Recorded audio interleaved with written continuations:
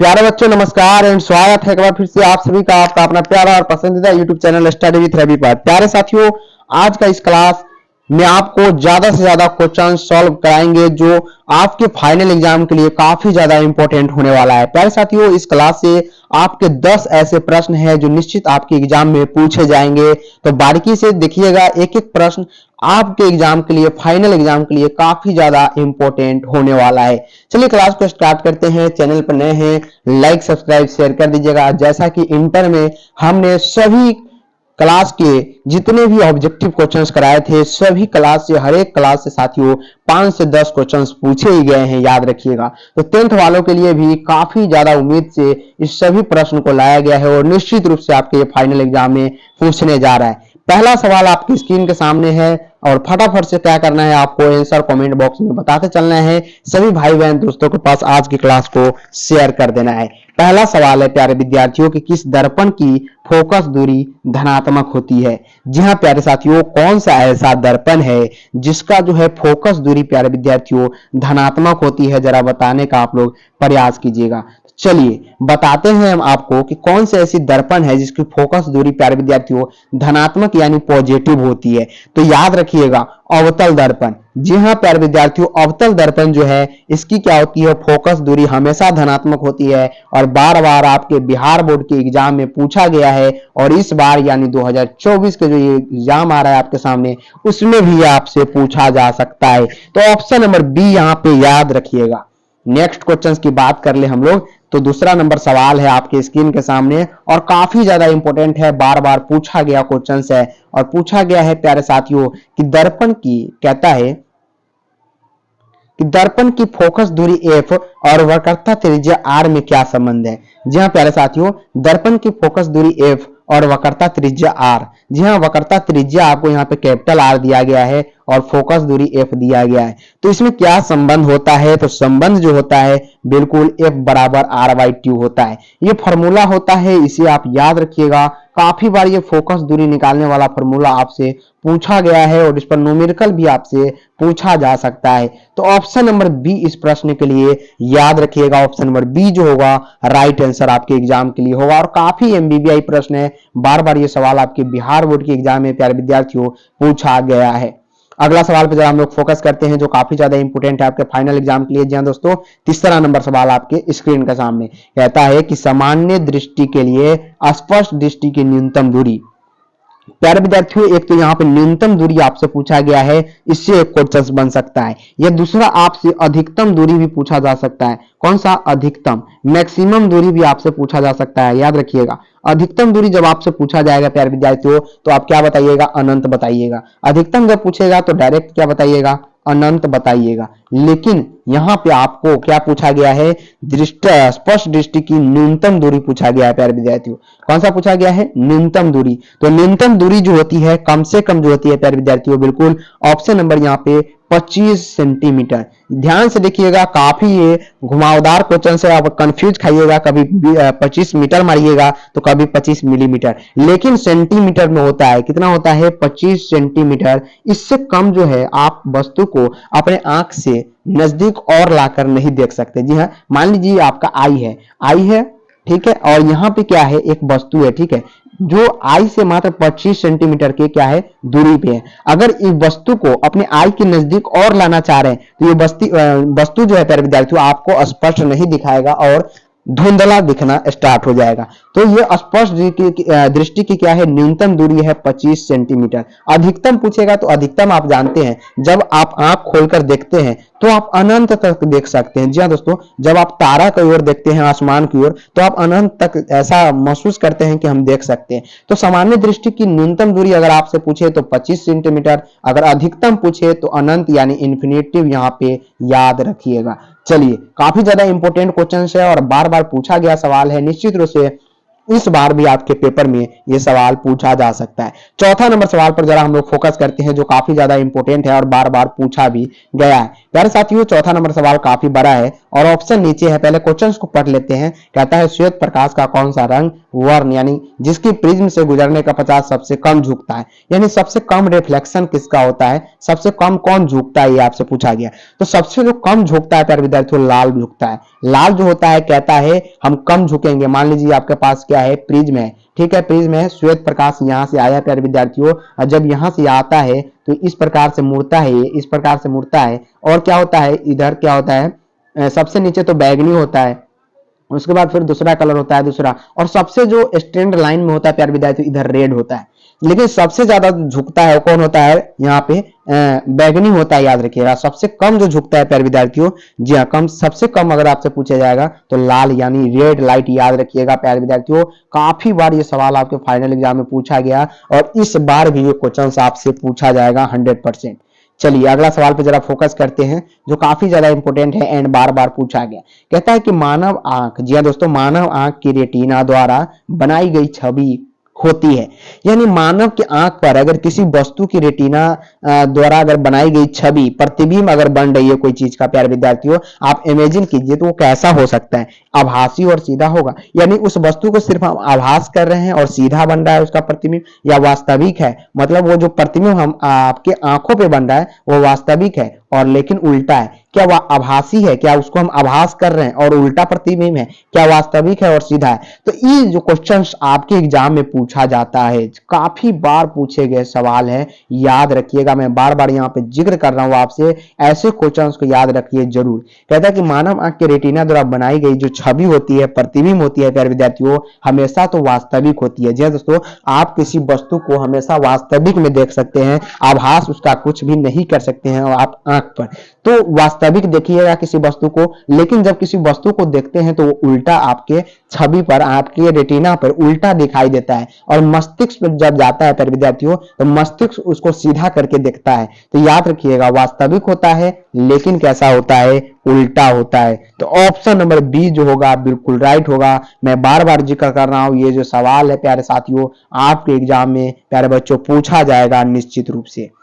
चलिए अगला सवाल पे जरा फोकस करते हैं, 6 नंबर सवाल जो काफी ज्यादा इंपॉर्टेंट आपके लिए हो सकता है। प्यारे साथियों 6 नंबर सवाल है, फटाफट से देखने का प्रयास आप लोग कीजिएगा।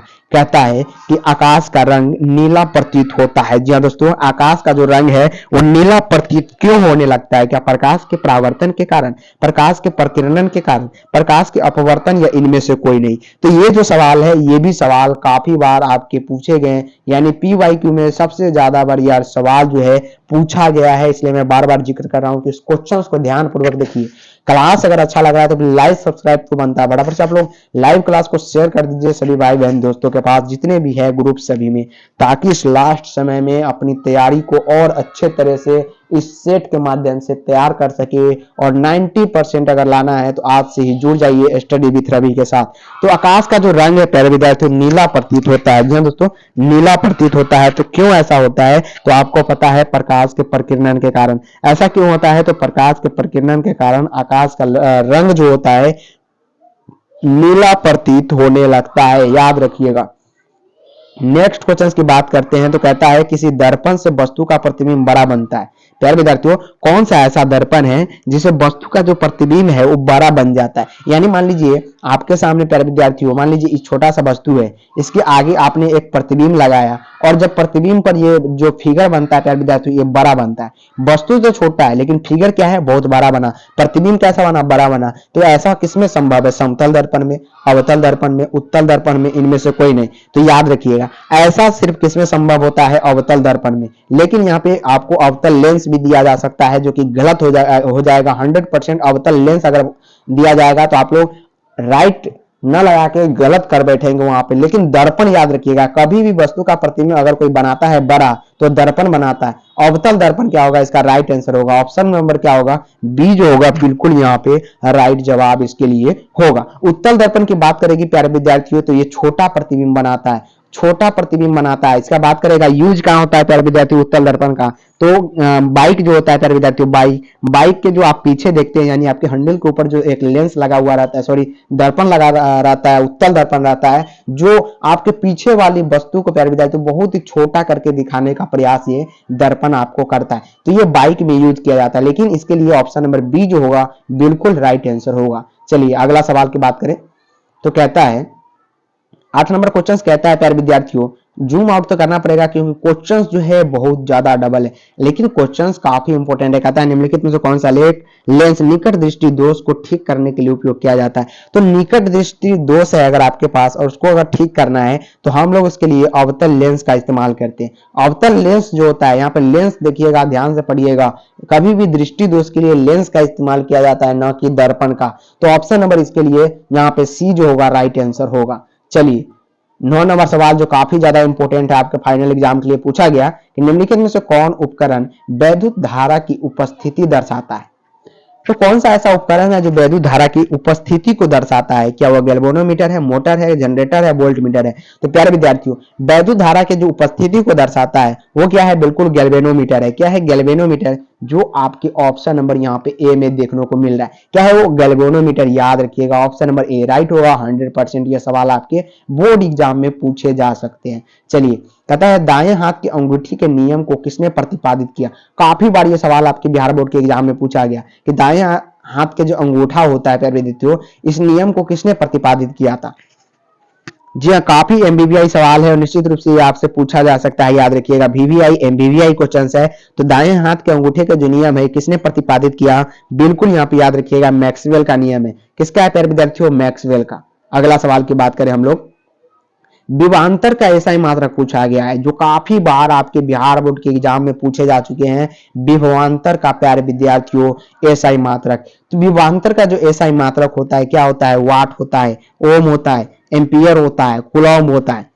तो विभवांतर का यहाँ पे याद रखने का प्रयास कीजिएगा। काफी बार पूछे गए वोल्ट होता है क्या, जिसे हम लोग वी से सूचित करते हैं, और ये वोल्ट जो है प्यारे विद्यार्थियों ये क्या है? विभवांतर का एसआई मात्रक है। काफी एमवीवीआई क्वेश्चन है इस बार, निश्चित रूप से ये सवाल आपसे पूछा जा सकता है। चलिए 12 नंबर क्वेश्चन पे जरा फोकस करते हैं, जो काफी ज्यादा इंपॉर्टेंट आपके लिए होने वाला है। तो कहता है निम्नलिखित में से किस संयोजन द्वारा प्रतिरोध का मान जो होता है प्यारे विद्यार्थी, यहाँ पे मन नहीं होगा, क्या होगा? मान होगा। मान जो होता है वो बढ़ता है, यानी कौन से संयोजन द्वारा प्रतिरोध यानी रेजिस्टेंस का मान बढ़ जाता है? याद रखिएगा। तो ये जो होता है श्रेणी क्रम में जब जोड़ते हैं तो मान बढ़ जाता है। ऑप्शन नंबर ए राइट होगा। वीवीआई सवाल है इस बार, निश्चित रूप से आपके बोर्ड एग्जाम में पूछा जा सकता है। चुंबकीय बल रेखाओं की प्रकृति होती है प्यारे विद्यार्थी, चुंबकीय बल रेखाओं की प्रकृति कैसी होती है जरा ये बताने का प्रयास कीजिएगा। क्या काल्पनिक होती है, वास्तविक होती है? वास्तविक और कोई नहीं। तो चुंबकीय बल रेखा की जो प्रकृति होती है याद रखिएगा काल्पनिक होती है। कैसा होता है? काल्पनिक, जो कि आपके ऑप्शन नंबर यहाँ पे ए में दिए गए हैं। जी हाँ, काफी बार ये सवाल पूछे गए। चुंबकीय बल रेखा की प्रकृति तो काल्पनिक होती है। नेक्स्ट क्वेश्चन कहता है 1 किलोवाट घंटा किसके बराबर है? 1 किलोवाट घंटा जो है किसके बराबर होता है? तो ये भी सवाल काफी इंपॉर्टेंट है। 3.6 इंटू यहाँ पे गुना होगा 3.6 गुने 10 के पावर 6 जूल। कितना होगा? 3.6 गुने 10 के पावर 6 जूल जो होता है प्यारे विद्यार्थियों, ये 1 किलोवाट घंटा बराबर होता है। इसको जरूर आप याद रखिएगा, काफी ज्यादा इंपॉर्टेंट आपके लिए साबित होगा। नेक्स्ट क्वेश्चन कहता है नवीकरणीय ऊर्जा स्रोत क्या है? नवीकरणीय ऊर्जा स्रोत जो होता है वो सौर ऊर्जा होता है। नाभिकीय ऊर्जा बिल्कुल भी नहीं होता। सौर ऊर्जा जो है ये नवीकरणीय ऊर्जा स्रोत है, कभी भी खत्म नहीं हो सकता। तो ये उसको हम लोग नवीकरणीय ऊर्जा स्रोत कहते हैं। अनवीकरणीय किसे कहते हैं? जिसे दोबारा हम प्राप्त नहीं कर सकते। जैसे प्यारे विद्यार्थियों पेट्रोल, पेट्रोल जो होता है ये अनवीकरणीय है। ठीक है, कोयला, कोयला भी प्यारे विद्यार्थियों क्या है? अनवीकरणीय है। डीजल, डीजल भी क्या है? ये अनवीकरणीय ऊर्जा स्रोत है। जब ये खत्म हो जाएगा तो इसे हम दोबारा प्राप्त नहीं कर पाएंगे प्यारे विद्यार्थियों, इसलिए हमको पेट्रोल, डीजल जो भी है, ऑक्सीजन, इस सबको बचाने का प्रयत्न करना है। चलिए 16 नंबर सवाल कहता है कि कौन सा लेंस अपसारी लेंस भी कहा जाता है? कौन सा लेंस है जो अपसारी लेंस भी कहा जाता है? तो अपसारी लेंस किसको कहते हैं? अवतल लेंस को। किसको कहते हैं? अवतल लेंस को क्या बोलते हैं? अपसारी लेंस कहते हैं। यानी ऑप्शन नंबर ए जो होगा राइट आंसर होगा। चलिए, कहता है प्रकाश का प्राथमिक वर्ण कौन है?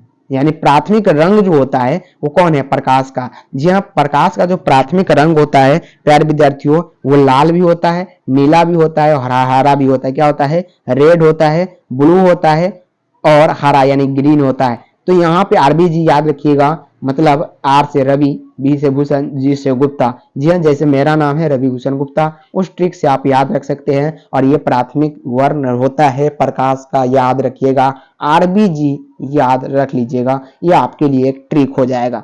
चलिए अगला सवाल की बात करें। कहता है निम्नलिखित में से कौन नेत्र का रंगीन भाग है? प्यारे विद्यार्थियों, नेत्र का जो रंगीन भाग होता है वो क्या होता है? तो वो आइरिस होता है। उसी को हम लोग आइरिस कहते हैं, जो नेत्र का रंगीन भाग होता है। अगला सवाल, 1 HP बराबर होता है, तो 1 HP बराबर जो होता है तो कितना होता है? 1 HP बराबर बिल्कुल यहाँ पे 746 वाट होता है। कितना होता है? 746 वाट 1 HP बराबर होता है। ये क्वेश्चन आपके बिहार बोर्ड के एग्जाम में काफी बार पूछा गया है, तो इसे आप याद रखिएगा। अगला सवाल पर चलते हैं। कहता है कि जब किसी चालक तार से विद्युत धारा प्रभावित होती है तो गतिशील कण है। जी प्यारे साथियों, यहाँ पे 20 नंबर सवाल आपसे पूछा जा रहा है। कहता है कि जब किसी चालक तार से वैद्युत धारा प्रभावित होती है तो गतिशील कण क्या होता है? तो याद रखिएगा, उसमें जो वैद्युत धारा आपके किसी मान लीजिए आपके पास तार है, वायर है, और इसमें क्या होता है? इसके माध्यम से वैद्युत धारा क्या होती है? आगे की ओर बढ़ती है। तो इसमें गतिशील कण जो होता है वो इलेक्ट्रॉन होता है। कौन होता है? इलेक्ट्रॉन जो होता है प्यारे विद्यार्थियों, ये गतिशील कण माने जाते हैं, याद रखिएगा। ये जो क्वेश्चन है काफी बार आपके बिहार बोर्ड के एग्जाम में पूछे गए हैं, इसलिए मैं बार बार यहाँ पर इस क्वेश्चन को जिक्र कर रहा हूँ। काफी इंपोर्टेंट है, इसे याद रखने का प्रयास आप लोग कीजिएगा। चलिए 21 नंबर क्वेश्चन जो काफी ज्यादा इंपोर्टेंट है, और आंसर देखने का आप लोग प्रयास बिल्कुल भी ना करें, क्योंकि मैं यहाँ पे जो आंसर बता रहा हूँ वो काफी आपके लिए राइट हो सकता है। कहता है बिस्लक शीशा यानी मैग्नीफाइज ग्लास जो होता है वो क्या होता है? तो बिस्लक शीशा जिसे मैग्नीफाइज ग्लास बोलते हैं प्यारे विद्यार्थियों, वो एक प्रकार का अवतल लेंस होता है। क्या होता है? अवतल लेंस होता है। अवतल दर्पण नहीं, याद रखिएगा, लेंस है। यहाँ पे क्या है? लेंस है। तो ये एक प्रकार का अवतल लेंस है। नेक्स्ट क्वेश्चंस की बात करें जो आपके लिए फायदेमंद है और काफी बार पूछा गया, एम्पियर घंटा मात्रक पूछा जाता है, जो काफी बार आपके बिहार बोर्ड के एग्जाम में पूछे भी गए हैं प्यारे विद्यार्थियों। एम्पियर घंटा का मात्रक ये भी निश्चित रूप से इस बार के पेपर में आपको देखने को मिल सकता है। तो एम्पियर घंटा जो मात्रक है आवेश का मात्रक है। कौन सा है? एम्पियर घंटा आवेश का मात्रक है, और बार बार ये सवाल आपसे पूछा जाता है, याद रखिएगा। अगला सवाल की बात करें तो नेक्स्ट क्वेश्चन है। कहता है प्यारे विद्यार्थियों, निम्नलिखित में से कौन सा मात्रक वाट के बराबर है? वाट के बराबर कौन सा मात्रक हो सकता है? तो मतलब कह सकते हैं कि वाट के दूसरे भाषा में हम कैसे लिख सकते हैं? तो वाट को जो दूसरे भाषा में जूल प्रति सेकंड में लिखते हैं। क्या लिखते हैं?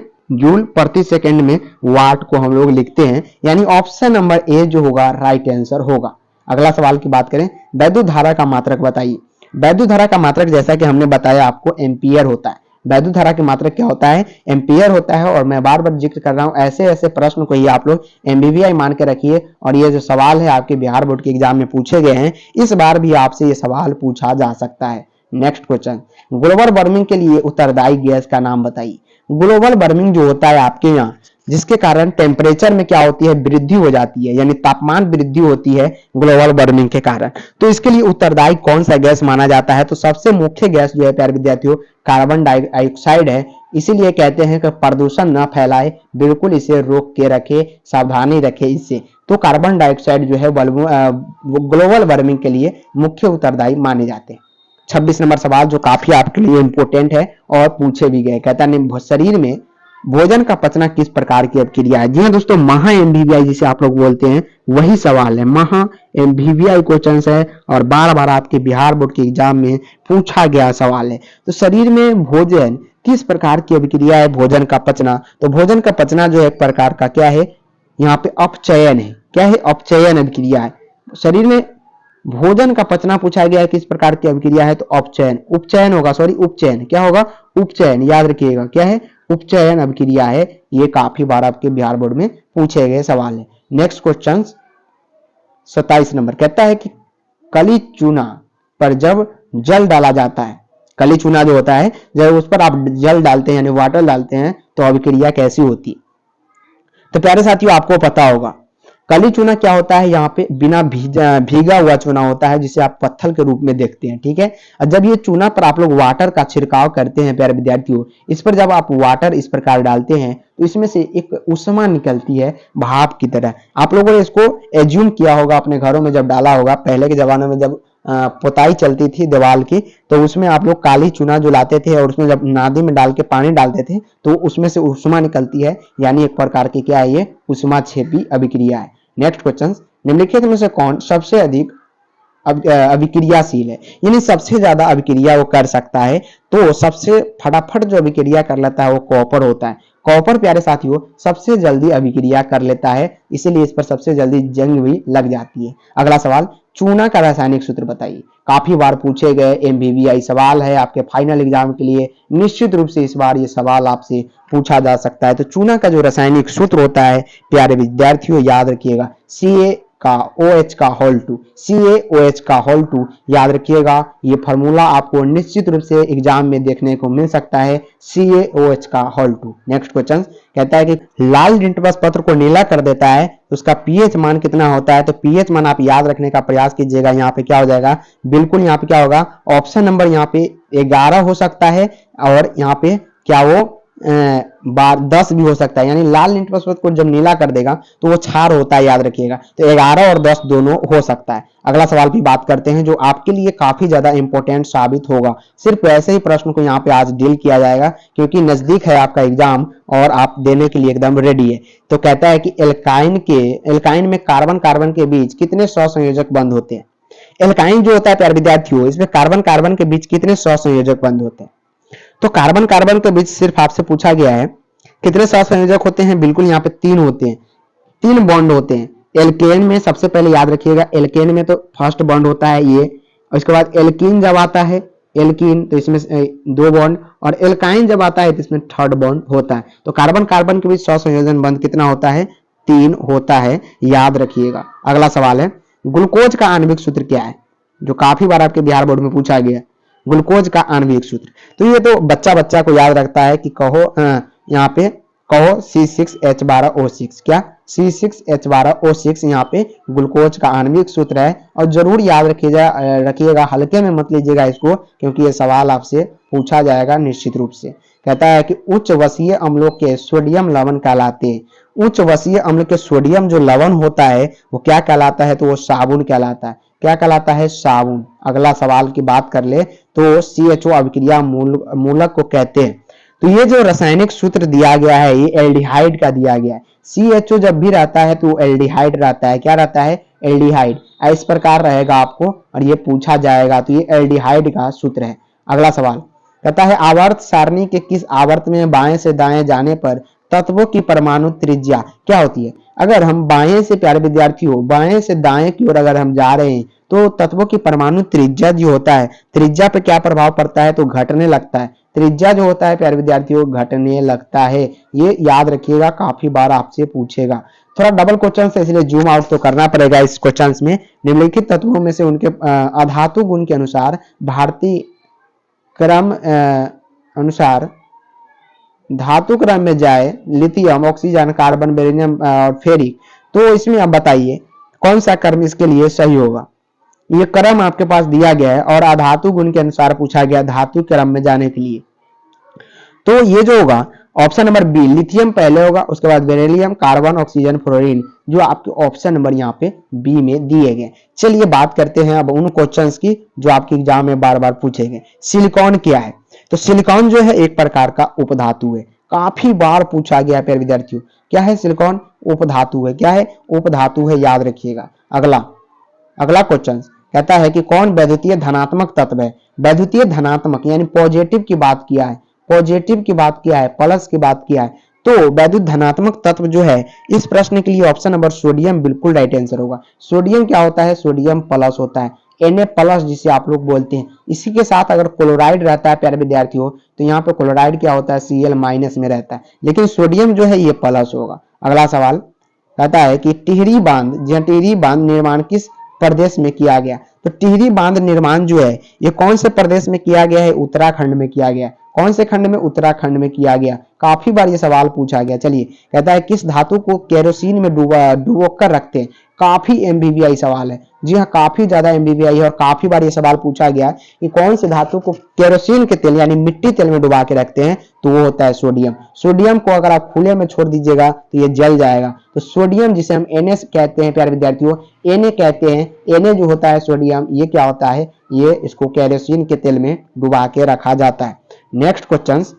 तो प्यारे साथियों, ये जो 40 क्वेश्चन था, जी हाँ दोस्तों, ये 40 प्रश्न आपके इस साइंस के लिए काफी ज्यादा इंपॉर्टेंट माने जाते हैं, एमबीबीआई माने जाते हैं। और इस बार तो ये क्वेश्चन निश्चित रूप से छपेगा। क्या होगा? छपेगा, याद रखिएगा। और इस चैनल पर नए हैं तो लाइक, सब्सक्राइब, शेयर अपने दोस्तों के पास जरूर कीजिएगा। वीडियो को लाइक और एक कमेंट आप लोग जरूर करके बताएं आज का क्वेश्चन आपको कैसा लगा। और प्लीज शेयर जरूर कीजिए, चैनल को सपोर्ट कीजिए। और अभी कुछ दिन बाकी है, इतना दिन अगर आप स्टडी विद रवि के साथ जुड़ के रहते हैं तो काफी ज्यादा मार्क्स लाने में मैं योगदान आपको निभाने वाला हूं और काफी ज्यादा क्वेश्चंस देने का प्रयास करूंगा। मिलते हैं फिर से लाइव नेक्स्ट क्लास में, तब तक के लिए इतना ही। जय हिंद, जय भारत। पढ़ते रहे, जब तक तोड़ेंगे नहीं तब तक छोड़ेंगे नहीं। तो bye bye and take care.